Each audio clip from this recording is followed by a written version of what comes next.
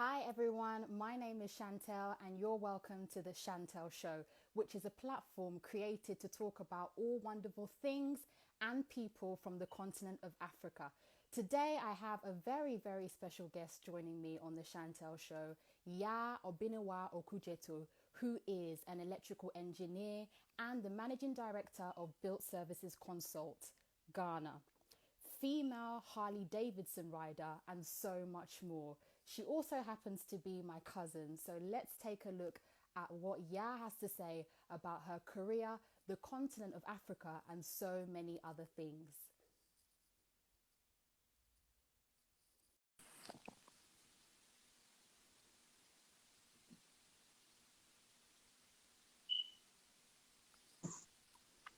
Hello, how are you? Chantelle, how are you? Can you I'm see me? Yes, I can see you. I can. You look amazing. How is everything? Very well, very well. You look fantastic as well. You too. Short hair really suits you. Really Thank you. suits you. Thank So you. good to have you. Ladies So and good. gentlemen, this is Obenewaa Okudzeto, who is an electrical engineer and managing director of Built Services Consult. She also happens to be a female Harley Davidson rider, a very interesting character, and my cousin. So say hello to everybody. Is going to tell us all about herself. Did I miss anything out, That's it. I wanted you to emphasize on the fact that we're related, so I'm glad you put that in there. Is my cousin. For You're my those who want to sister. know. You're my Yeah, sister. exactly. We're sisters. Better said. Is there anything else you would like people to know about you in terms of your I think introduction? once we start Yeah, chatting, we go with the flow and see what comes up. fantastic. So who is For those who don't know you, describe in a few words. You know, Chantal, I've recently tried to get used to describing myself in situations like these. All the time, we're very critical of ourselves when we're talking about who we are because you don't want to always sound like you're being a braggart. I know. But I think as women, we've been conditioned to feel that way. And it's important that whenever you're given the opportunity to tell people about yourself, you're precise and you go all out and tell people who you are and what you do because you don't know who you're inspiring.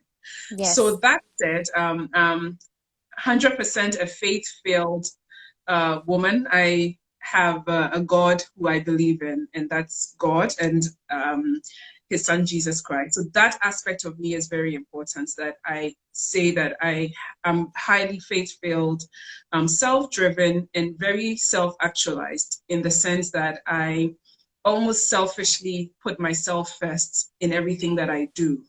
And sometimes in putting yourself first, it also means that you drive other people in. So it's not really a selfish thing. So I'm highly self-driven, self-actualized, and also I am someone who believes in the totality and the holistic development of women all over the world. So that's the general idea of who is Analysis. Yeah, that's but who am I amazing. in terms of person is I was born here in Ghana. I am an electrical engineer. I've been practicing for the last 13 years, actually no, 14 years. I have a passion for riding my Harley Davidson, which you've already mentioned. And I've Yep. only just recently been doing this, just under a year. And it's been the most amazing journey that I've been on. I'm also very passionate about caring for my parents and also for my partner that I'm with. And generally, a lover of life and someone who believes that you need to have a certain level of balance as a person. So Amazing. that's a broad introduction to who I am. It's amazing. So, talking about Harley Davidson riding, I really want to know how this came about for you because I find it so amazing yet peculiar. So, for instance, electrical engineering for you, you often talk about how you fell into the career almost by accident.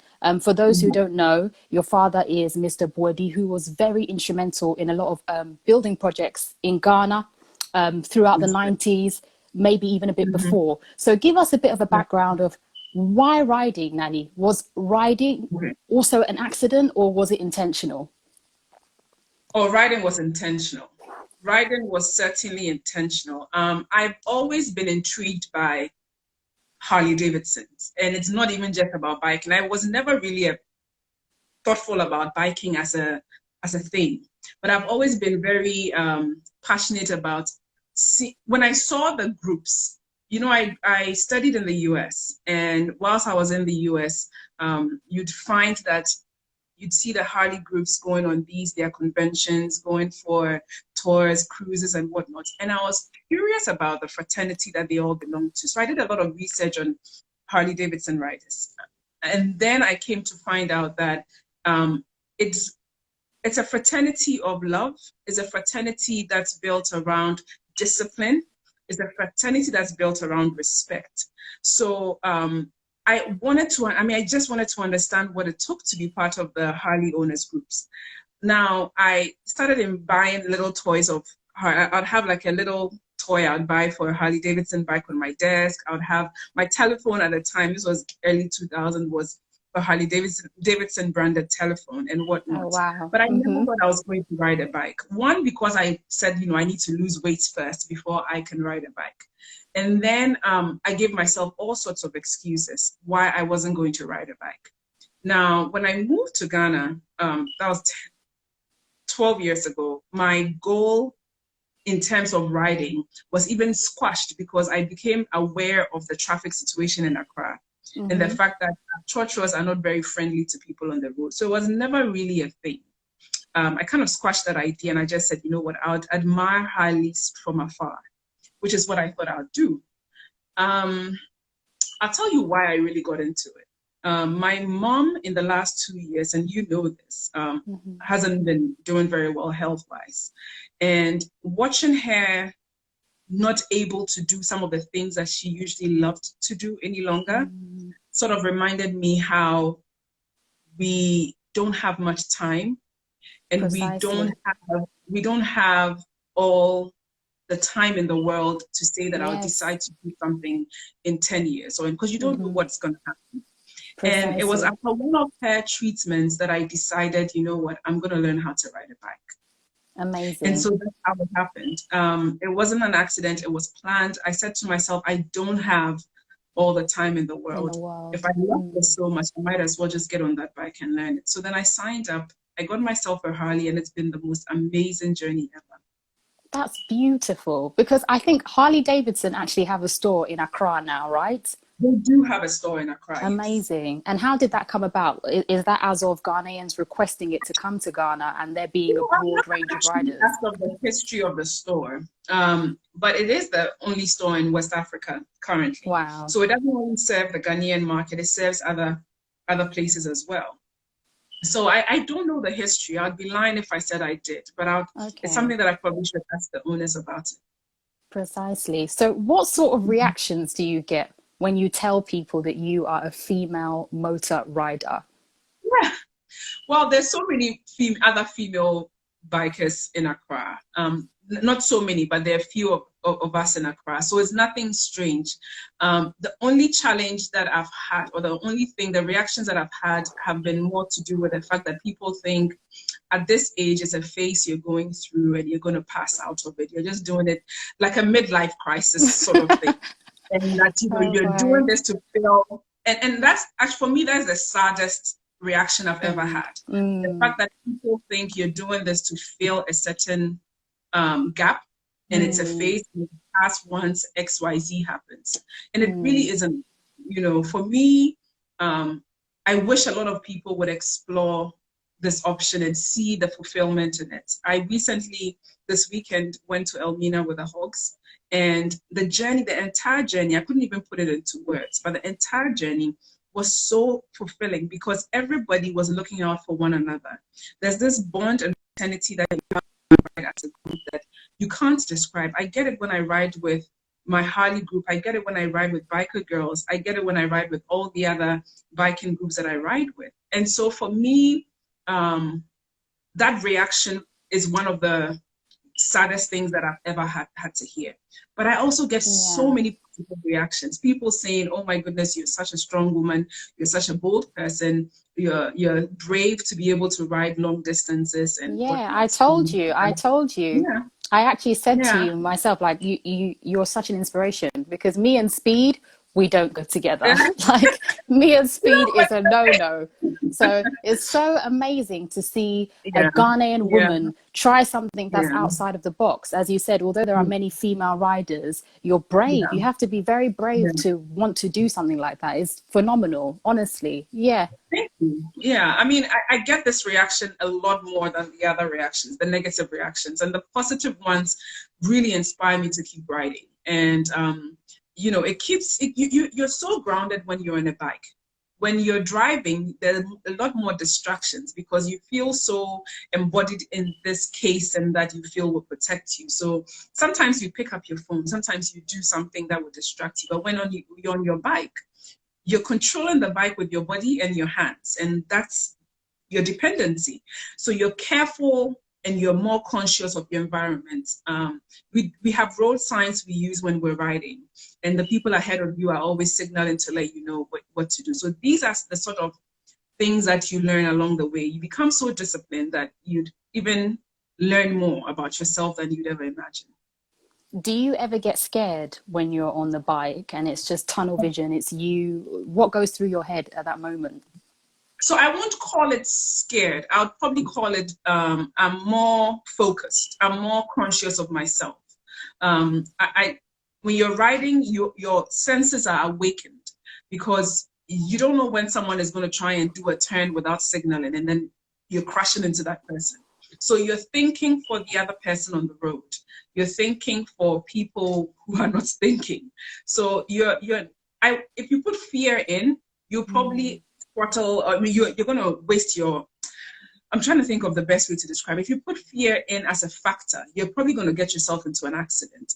Rather, you need to Okay. be more focused and you need to have a proper Alert. concentration on what you. Yeah, you need to be alert. So it's not really fear; it's more of being alert. Precisely. So, talking about reactions, that kind of leads into stereotypes and sometimes ideologies and obstacles. You are a woman in what we would term as two male dominated spaces.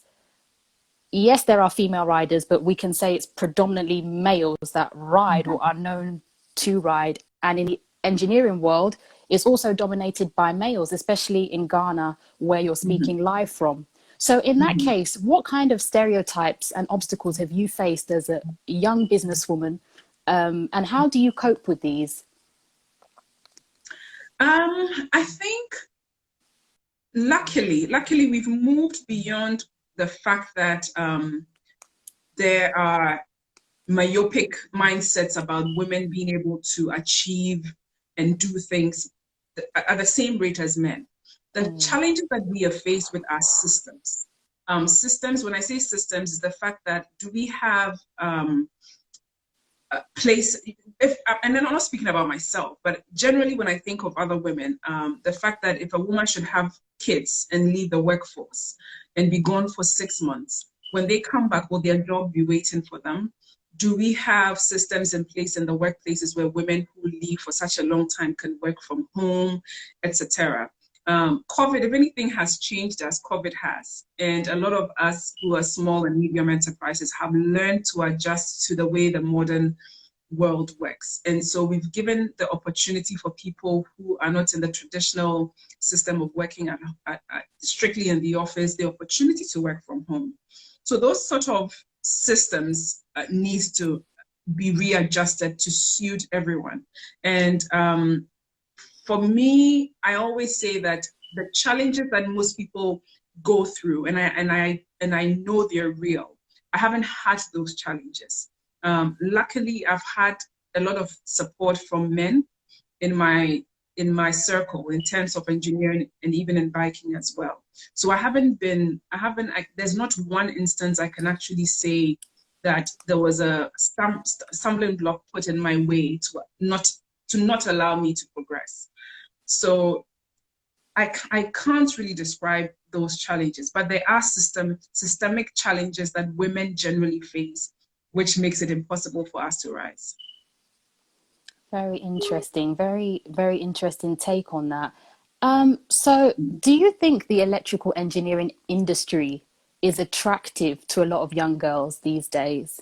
And if not, why is that?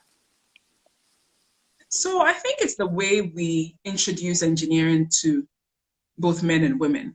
A lot of us, when we talk about electrical engineering, even at this level, don't even understand what an electrical engineer does. So for a lot of these girls, the practicality of what they will do if they become engineers is not really played out to them at an early stage. And so they become discouraged when they sit in the classrooms and they are learning all these abstract things that do not yield any creative juices in them.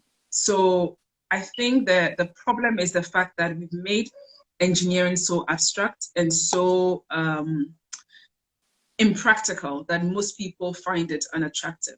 Unfortunately, more men explore options than women. A woman probably would, not given these options, will probably then say, I would look at other channels and then go into maybe the banking sector, risk management, etc. So it's how we present it to women. Currently, there are a lot of female engineers. There are people who graduate with engineering degrees, but there aren't as many that are practicing. So, and I've said it on several channels that most of the time we've churned out enough graduates that we're not really sure what happens to them when they transition into the workforce. We're not seeing the numbers in the workforce. And I'm not sure, again, if it's the system. I'm not sure if it's the lack of interest. There are several factors that come into play. I'll give you, and Chantelle, it's not just engineering. I was reading about the Michelin star chefs in the world. Yes. And in America, there are only 2.7% of Michelin star chefs that are women. Wow. And this is an area that everybody would think is more women focused, traditional sense. So there's something that we need to talk about on a broader scale. I don't think it's an engineering problem. I think it's a system problem that does not allow women to thrive.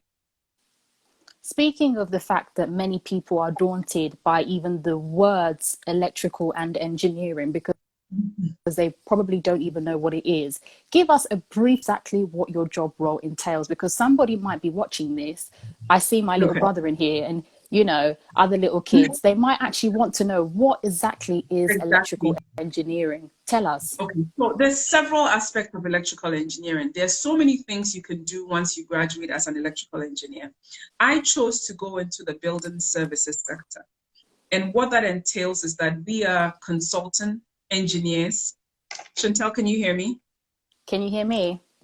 Okay, I can hear you. The video